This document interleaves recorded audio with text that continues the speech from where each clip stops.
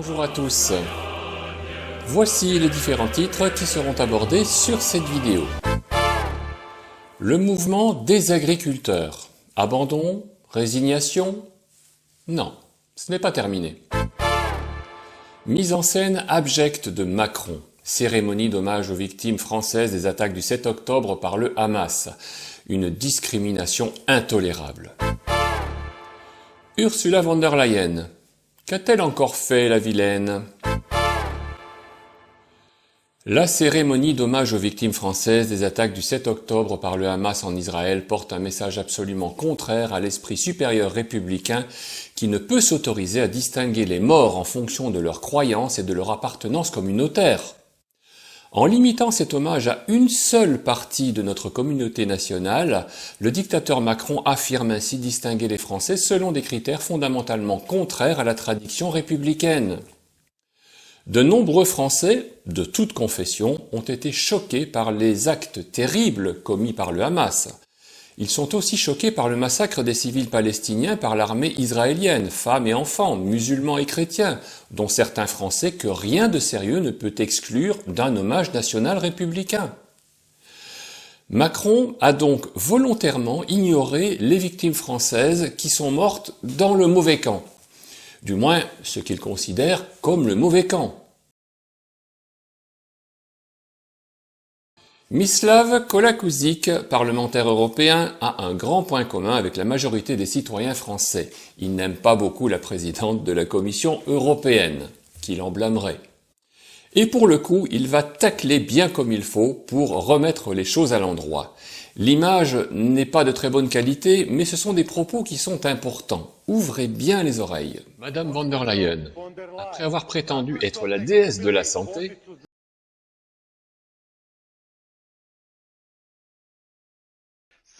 maintenant, vous jouez à la déesse de la guerre.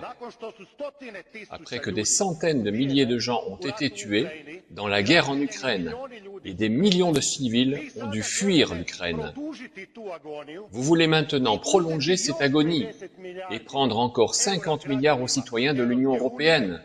Et quelle en sera la conséquence? Sera-ce la paix? Non.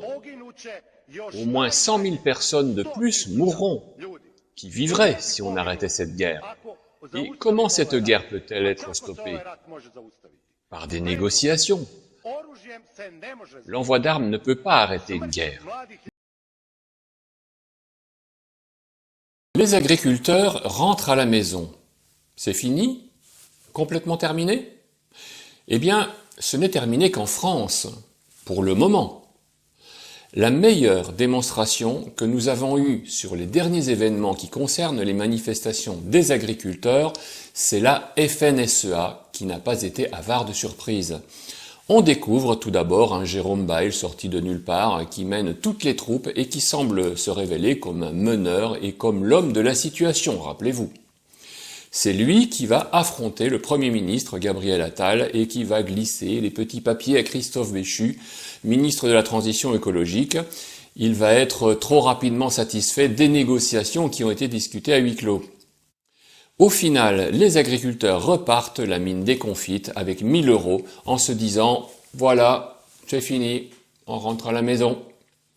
Est-il logique que le gouvernement ait pu convaincre aussi facilement les agriculteurs de retourner les talons et de renoncer à un magnifique élan de révolte juste pour 1 000 €?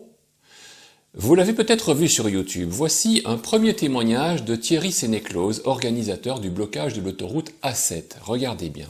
Si vous n'êtes pas prêt à entendre les revendications des agriculteurs aujourd'hui, demain, ça sera la guerre civile. Et moi, de la guerre, je n'en veux pas, moi. Moi, aller me battre, je veux pas aller me battre. Je me suis battu avec une pioche dans les champs de fraises pour mes parents. Je me suis battu avec une serpette pour couper des pecs de tabac. Je me suis battu avec une fourche pour lever des bottes de fourrage. Je me suis battu dans des heures et des heures de tracteurs et moissonneuses à traverser la France dans 28 départements pour aller faire de la moisson du nord au sud de la France. Je connais le riz, je connais le nord de la France, je connais l'ouest de la France, j'ai mangé chez des gens qui avaient des poules sous la table, j'ai mangé avec des ministres, j'ai mangé avec des députés, j'ai mangé avec des industriels. Ça me gêne pas. Je connais tout ça par cœur, vous n'y connaissez rien. Ou vous savez tout. Il y a deux solutions. Soit vous êtes incompétent, et là, il va être temps de prendre des solutions pour vous dégager, soit vous êtes conscient et compétent, dans ce cas-là, vous êtes corrompu au système. Alors oui, ma colère est grande, vous le sentez, mon émotion, ça fait 5 minutes que je parle, 7 minutes que je parle, je n'ai pas un écrit, je n'ai pas besoin d'écrit, je n'ai pas besoin de faire un gras blabla. Ces agriculteurs qui sont là aujourd'hui, Albon, qui nous soutiennent, on a bloqué l'autoroute, on l'a décidé, je l'ai provoqué, j'en suis fier, j'en suis content. Au nom des agriculteurs de France, au nom de mon père qui est parti il y a quelques jours, la veille de mon anniversaire, qui a travaillé sa vie pour une retraite de 800 € par mois, qui se voyait rédimer chaque année un peu plus, sous prétexte de non-remboursement de ses médicaments dont il avait besoin. Vous êtes des salauds. Je vous le dis, vous êtes des salauds. Si personne n'a utilisé ces mots, moi je vous le dis. Aujourd'hui, le peuple de France, les infirmières, les restaurateurs, les routiers, les entreprises sont derrière nous, sont derrière moi. Vous ferez comme vous voudrez, mais je vous garantis que vos annonces ce soir, vos mesurettes, ne vous trompez pas. Si vous n'êtes pas en mesure de prendre des décisions qui sont les bonnes, prenez vos valises, quittez, renvoyez les peuples devant les urnes et surtout arrêtez de leur mentir, parce que je pense que là, les gens vont venir très méchants, très mauvais. Nous avons, nous, ici, un barrage pacifique, propre. On s'en ira, on balayera l'autoroute, on fermera les portes. Mais les gens auront compris notre message. La France est derrière nous. Vous n'êtes plus devant les Français. S'il vous plaît, entendez mon message. Merci. Non, ce n'est pas 1 000 € qui ont pu faire changer aussi facilement la situation. Un autre acteur important s'est révélé dans cette manifestation d'une ampleur exceptionnelle. Il s'agit de Sébastien Bayrou. Sorti de l'ombre et apparaissant subitement devant toutes les caméras, y compris les télévisions des médias mainstream. Notre ami Antoine Cutita l'a également reçu sur son live de mercredi soir. Nous en regardons un petit extrait, rappelez-vous. Je suis parti avec beaucoup d'espoir. Et à la fin, j'ai été énormément déçu, j'ai été décapité, j'ai été anéanti. Et d'ailleurs, je suis resté 2-3 jours plus à Paris parce que j'avais plus envie de revenir. Moi, je sais très bien que l'acte final va se terminer à Paris, là-haut. Il n'y a pas d'autre, il n'y a pas à tortiller du cul pour chier droit. Ça va se passer à Paris, ça va pas se passer dans les grandes surfaces, dans les campagnes, ça va se passer là-haut. Et c'est là-haut qu'il fallait faire entrer les 3000 tracteurs qui étaient autour de Paris. Moi, j'ai tout fait, j'ai fait mon possible. J'ai eu à peu près 12 heures de retard. Si la conversation que j'ai eue avec Rousseau, je l'aurais eu 12 heures avant, je pense qu'il ne levait pas les barrages. C'est qu'à un moment donné, il va falloir y aller sans les syndicats et il va falloir y aller tous ensemble avec le peuple derrière et franchir tous ces barrages, y aller quand ils nous attendent pas et se planter un beau matin là-haut devant l'Élysée, devant Matignon et on partira pas tant qu'ils n'auront pas démissionné. C'est la seule solution. Et je vous recommande de voir toute la vidéo, avec le lien, si ce n'est pas encore fait. On a tout de suite envie de lui poser une seule question. Les agriculteurs ne se sont-ils pas trompés d'interlocuteurs dans leurs négociations? Et oui, le gouvernement, s'il fait mine d'être à l'écoute, n'a malheureusement aucun pouvoir de négocier quoi que ce soit avec les agriculteurs. Gabriel Attal ne peut rien faire. Macron ne peut rien faire non plus. Il ne faut pas perdre de vue que c'est l'Union européenne qui mène la danse. Et au-dessus de l'Union européenne, c'est le nouvel ordre économique mondial, avec le grand gourou, Klaus Schwab. Et encore au-dessus du nouvel ordre mondial, il y a les plus grandes fortunes du monde, Rothschild, Rockefeller, Morgan, Gates et j'en passe. Les plus grandes décisions sont prises à Davos, et le choix des marionnettes se fait aux réunions annuelles du groupe Bilderberg. Nous savons tout ça maintenant. Un agriculteur qui ne fait pas du tout partie du même monde que les modestes paysans qui vivent avec 800 € par mois. Là, nous parlons du président du conseil d'administration du groupe Avril, qui a vu son chiffre d'affaires exploser de 64% en 2022, 583 millions d'euros. Nous sommes bien loin de la condition de l'agriculteur moyen. Comment peut-il représenter la misère rurale? Et si on parle plus généralement des syndicats, On sait pourquoi ils sont toujours aussi visibles dans les manifestations. Ils sont là soi-disant pour défendre la cause de leurs adhérents. Mais au final, on peut constater qu'ils sont systématiquement soudoyés au plus haut niveau. Tous les présidents de syndicats vivent dans une autre dimension que celle de leurs adhérents. Ils ne vivent pas dans un 2 pièces. Ils ne pleurent pas le 10 du mois quand le compte bancaire est à sec. Cela pourrait presque ressembler à un fait divers au vu de ce qui se passe dans le monde. Nicole Belloubet, nommée ministre de l'Éducation. Cette ancienne ministre de la Justice du gouvernement Édouard Philippe avait déjà fait preuve d'une étonnante incompétence en faisant libérer des milliers de prisonniers pendant la période du Covid, rappelez-vous. Cette mesure parfaitement absurde avait à l'époque provoqué les plus spectaculaires hausses de violence aux personnes de notre histoire. Ça n'est pas rien. De plus, en 2017, elle avait oublié de déclarer 336 000 € de biens immobiliers. Cette fraude fiscale fait de cette ancienne rectrice une candidate idéale à la Macronie. De plus, elle conserve le portefeuille des sports et des Jeux olympiques et paralympiques. Amélie Oudéa-Castéra, qui avait largement craché sur l'école publique, est donc démise de ses fonctions de ministre de l'Éducation pour être remplacée par le pire du pire. Rien ne change en Macronie. Vladimir Poutine au micro de Tucker Carlson. Voilà un entretien que notre presse ne risque pas de relayer. En effet, quand le journaliste demande au président qui est l'auteur de la destruction du pipeline de Nord Stream, la réponse est immédiate et sans ambiguïté, il s'agit bien de la CIA. Les États-Unis sont bien responsables de cette action avec la complicité de l'Ukraine. Vladimir Poutine, quoi qu'on en dise, est un homme sérieux qui a su inspirer la confiance des autres pays composant les BRICS. N'oublions pas que cette alliance rassemble de plus en plus de pays et que ça représente bien notre chance de salut.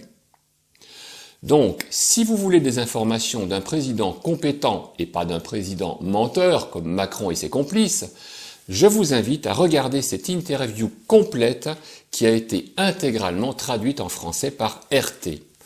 Le lien est là, bien évidemment. Si Tucker Carlson présente la vérité et des analyses très pertinentes, il en est de même pour notre ami Alexis Cossette-Trudel de Radio-Québec.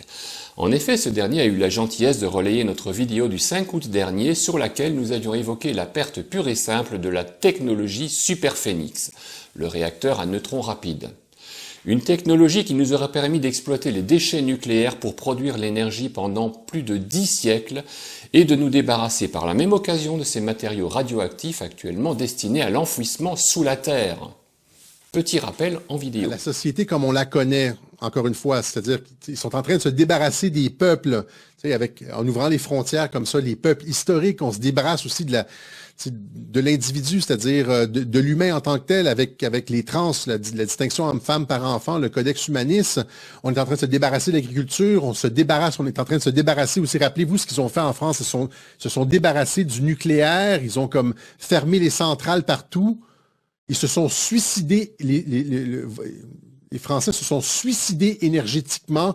Et là, il y avait un intervenant qui en parlait justement ici. Écoutez ça. EcoWatt et qui vient nous expliquer les pénuries d'électricité, comment nous allons faire pour gérer cette crise énergétique. On est dans les pompiers pyromanes, c'est-à-dire que tous les acteurs qui ont été au cœur de la destruction de notre système énergétique sont ceux qui sont aujourd'hui. Et enfin, l'acte 3, Emmanuel Macron, Elisabeth Borne annoncent la fermeture de Fessenheim, un réacteur nucléaire qui produisait 11 TWh que nous exportions principalement à l'Allemagne, contribuant à créer justement à abaisser notre déficit commercial. Et depuis la fermeture de Fessenheim, eh bien nous importons 11 TWh, en tout cas l'année dernière, on a importé 11 TWh d'électricité d'Allemagne. Avec le tarif spot, ça fait 3 à 4 milliards d'euros qui contribuent au déficit commercial. Pour ce qui est d'Astrid, c'est un suicide énergétique, exactement comme ils sont en train de se suicider au niveau de l'agriculture, ils sont en train de se suicider au niveau du peuple français. C'est une volonté de... Je ne sais même pas comment qualifier ça, là, ce que les mondialistes sont en train de faire aux peuples occidentaux. C'était la reprise de Superphénix. hein, c'est-à-dire les réacteurs en neutrons rapides qui mangent les déchets nucléaires, on le relançait. C'est-à-dire, et là, Emmanuel Macron, contre toute attente, a supprimé le projet. On avait déjà dépensé 500 millions d'euros. Et qui a repris Astrid? Eh bien, c'est Bill Gates. Bill Gates qui vient de recevoir plusieurs milliards de dollars du département à l'énergie américain pour lancer un réacteur à neutrons rapides mangeur de déchets nucléaires. La Exactement. Volonté mortifère, exactement. technologie pour laquelle nous avions 30 ans d'avance et qui aurait permis, et ça c'est l'Office parlementaire des choix technologiques, d'assurer 1000 à 2000 ans de souveraineté énergétique avec les déchets nucléaires que nous avons sur notre sol et avec une puissance 100 fois supérieure aux centrales nucléaires actuellement en activité. C'est-à-dire que nous avons abandonné un projet extrêmement vertueux pour notre pays, assurant notre souveraineté pendant des années, et nous avions 30 ans d'avance, et nous avons laissé les États-Unis et Bill Gates reprendre ce projet qui aujourd'hui est en plein développement aux États-Unis. Et voilà, Macron a offert ce cadeau à Bill Gates, celui-là même qui veut éradiquer 90% de la population. Voilà. Alors, donc c'est ça, j'ai des informations. Merci Alexis. Au vu de l'actualité qui nous tombe dessus en ce moment, nous devons vous rappeler ce qui se passe aujourd'hui à l'échelle mondiale. Les malfaiteurs qui dirigent les pays de notre planète ont pour la plupart engagé leur allégeance au nouvel ordre mondial et donc à la minorité des êtres humains les plus riches du monde. Cette minuscule caste, moins de 1% de la population, veut tout. Ils veulent nos biens, notre matière grise, notre labeur, notre argent, nos maisons, nos terres, absolument tout ce qu'ils peuvent s'approprier. Dans l'immédiat, c'est d'abord la guerre qui va servir leurs intérêts. Cela commencera par l'instauration de la loi martiale et de la coupure d'Internet. En France, Macron n'investira rien pour nos agriculteurs, mais il investira le maximum pour l'Ukraine et donc pour la guerre. Il s'en remet totalement aux directives de l'Union européenne et de notre amie Ursula. Mais nous devons garder la foi. Mais cette fois-ci, il ne faut plus viser les marionnettes sans pouvoir, mais uniquement ceux qui tirent les ficelles, à Davos. Il faut arrêter de faire travailler les industriels de l'alimentation, les grandes chaînes de distribution, les supermarchés, et faire les achats alimentaires chez les producteurs et les coopératives agricoles. Et là, tout le monde doit participer, parce que ça concerne tout le monde. Et tout le monde est capable de le faire. Alors, chères résistantes et chers résistants, je vous dis à bientôt.